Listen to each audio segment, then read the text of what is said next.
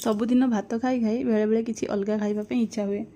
तो जो दिन समय कम थाए कि जो दिन सोमवार कि गुरुवार निरामिष दिन मु प्रायतः यहाँ तैयारी करे डाली चाउल आउ परिबा पकईकि आपण शीघ्र तैयारी करि परिबे ए खेचुड़ी जोटा कि मंदिर भलिया बास्ना आसे आ बहुत टेस्ट भी होता है।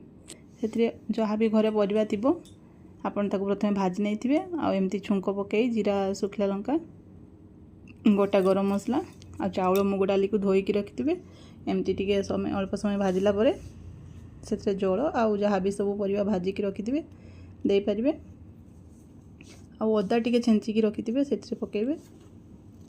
तापरे आपण जेते सब ड्राई फ्रूट्स भी थिबो ताको भाजिकी पकई देबे। नड़ियाटा निहाती बहुत भल लगे मते जेते भी नड़िया पकेले बेसी भल लगे आ आपनको इच्छा अनुसार माने जेते मीठा आपण खाइबे जेमती चीनी से अनुसार देबे। तापरे एईटा तो निहाती माने बहुत परफेक्ट लगे आ बास्नाटा भल हुए। घरोई घी गाय घी जेटा कहूँ एटा देले ही बहुत टेस्ट आसता है। आपण माने केबे एमती करंती कि?